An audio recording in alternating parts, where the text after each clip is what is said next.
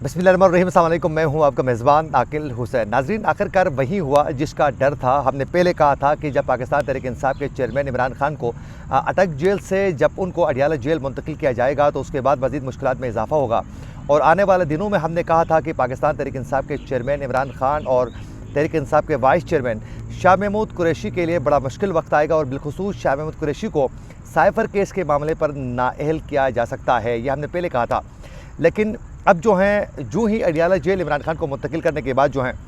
मुश्किलात में इजाफा किया गया है और जो डर था वो आज सच साबित हुआ है कि पाकिस्तान तहरीक इंसाफ के चेयरमैन इमरान खान और वाइस चेयरमैन शाह महमूद कुरैशी के ख़िलाफ़ इस वक्त अभी इस वक्त नाजरीन 28 जो वादा माफ़ गवाह थे वो बाकायदा तैयार किए जा चुके हैं और FIA की जानिब से ये जो 28 जो गवाह हैं उनसे बाकायदा ये तस्लीम करवाया जा चुका है कि इन पूरे मामले में पाकिस्तान तहरीक इंसाफ के चेयरमैन इमरान खान और शाह महमूद कुरैशी जो हैं वो ज़िम्मेदार थे और बाकायदा वो कसूरवार साबित हो चुके हैं। ये बाकायदा कहा जा चुका है।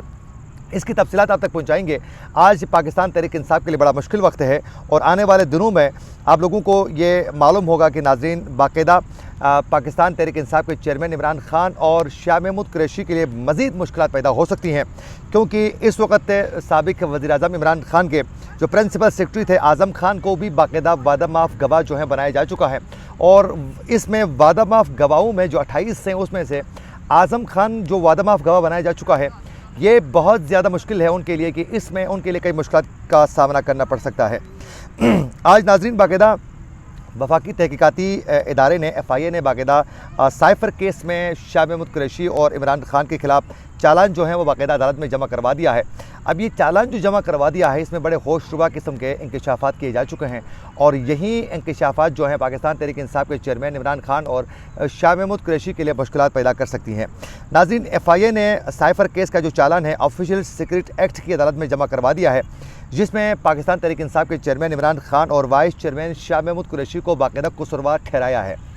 और बड़े प्लान के साथ काम किया जा रहा है ताकि इमरान खान और शाह महमूद कुरैशी जो हैं वो इस पूरे सिनेरियो से बाहर ना निकल सकें और उनके लिए मज़ीद मुश्किलात पैदा कर सकें, क्योंकि जो इलेक्शन के दिन करीब आते जा रहे हैं पाकिस्तान तहरीक इंसाफ के लिए मज़ीद मुश्किलात पैदा की जा रही हैं ताकि इमरान खान को एक से बढ़कर एक केस में उसको फंसाया जाए। सबसे पहले आज साइफ़र केस के हवाले से जो FIA की जानिब से ये जो बड़ी अपडेट आई है इसकी तफसीलात आप तक पहुँचाएँगे। उसके बाद आप लोगों को बताएंगे कि मज़ीद किन केसेस में इमरान खान के लिए मुश्किल पैदा किया जा सकता है। नाज़रीन, FIA ने चालान में चेयरमैन PTI इमरान खान और शाह महमूद कुरैशी को ट्रायल करके सज़ा देने की बाकायदा इस्तदा की है और नाज़रीन ज़राए के मुताबिक के पाकिस्तान तहरीक इंसाफ के जो साबिक़ सेक्रेटरी जो जनरल थे असद उमर, उनके बारे में कहा गया है FIA ने कि भाई उनको इस मुल्ज़मान की लिस्ट में शामिल नहीं किया है। ज़ाहिर है उनसे प्रेस कॉन्फ्रेंस करवाई जा चुकी है, अगर वो प्रेस कॉन्फ्रेंस नहीं करते तो मेरे ख़्याल में वो इस लिस्ट में ज़रूर शामिल होते, तो खैर उनको इस लिस्ट में शामिल नहीं किया गया है। और जबकि चालान में साबिक़ के principal secretary Azam Khan FIA के मजबूत गवाह हैं। हमने पहले भी ये कहा था कि ये किसी वक्त भी वादा माफ़ गवाह बनाया जाएगा, क्योंकि जब इनकी कस्टडी में होता है तो उसके बाद जो है कई चीज़ें उगलवाते हैं और फिर इनको मजबूरन वादा माफ़ गवाह जो है वो बनना पड़ता है। तो आज़म खान का 161 और 164 का जो बयान है चालान के साथ बाकायदा मुंसलिक किया जा चुका है। ज़राए का ये भी दावा है कि चालान के मुताबिक चेयरमैन PTI ने साइफ़र अपने पास रखा और स्टेट सीक्रेट का गलत इस्तेमाल किया। ये बाकायदा उनसे ये बयानात जो हैं वो या दिलवाए जा चुके हैं या उन्होंने ख़ुद दिया है कि ये बताया जा चुका है कि जो सीक्रेट एक्ट जो साइफ़र था वो साइफ़र इन्होंने इमरान खान ने बाकायदा दोबारा वज़ारत ख़ारिजा में जमा करवाना होता है कि जब भी अगर आपके पास कोई भी साइफ़र अगर पहुंच जाता है तो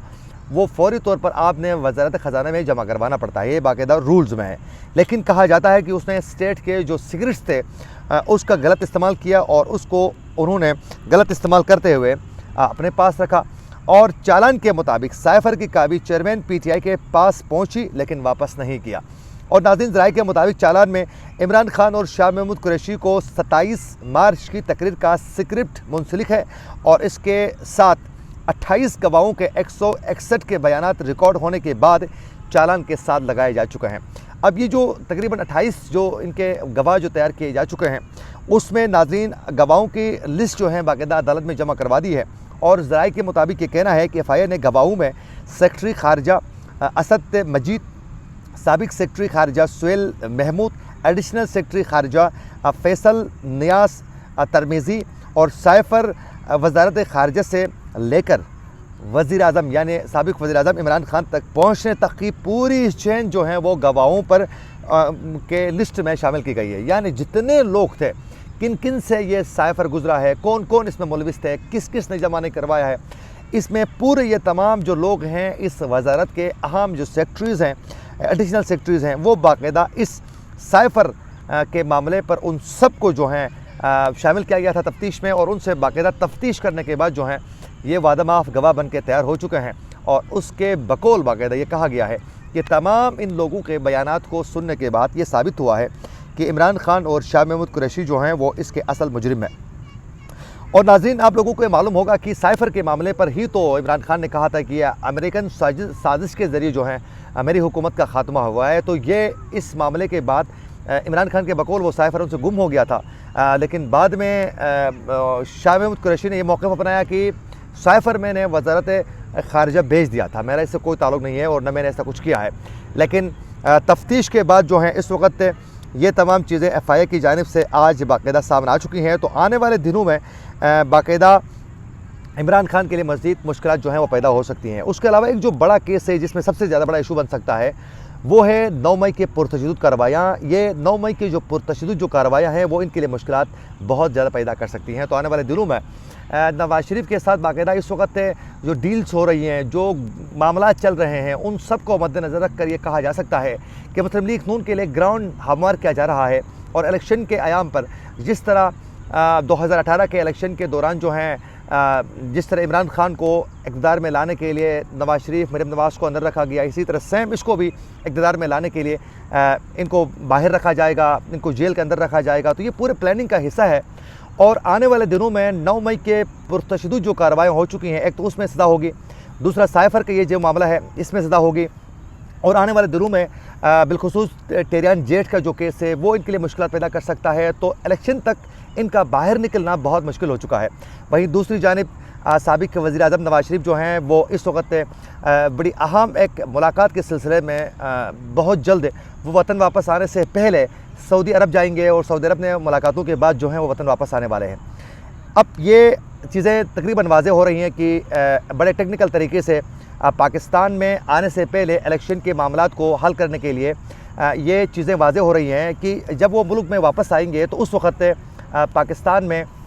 ग्राउंड हमवार किया जाएगा मुस्लिम लीग नून के लिए, और इक़्तिदार में लाने के लिए प्लानिंग जो है वो बाकायदा तैयार की जा चुकी है। तो आने वाले दिनों में मज़ीद पाकिस्तान तहरीक इंसाफ के लिए बहुत ज़्यादा मुश्किल वक्त आ सकता है। तो अब देखें कि आगे जाकर कैसे इन चीज़ों से वो निकलने में कामयाब हो सकते हैं। ये भी चीज़ें कंफर्म हो चुकी हैं कि सऊदी अरब की जानिब से भी बाकायदा गारंटी दी जा चुकी है नवाज शरीफ के लिए कि, और बिलखुसूस ये बताया गया है कि आप वतन जाएँ, उनके आपके लिए मुश्किलात पैदा नहीं होंगी। निगरान सतह की जानिब से भी बाकायदा ये बार बार बताया जा चुका है कि नवाज शरीफ अगर वतन वापस आते हैं तो कानून और आइन के मुताबिक उनके साथ ट्रीट किया जाएगा, उनके साथ बातचीत का सिलसिला आगे बढ़ाया जाएगा।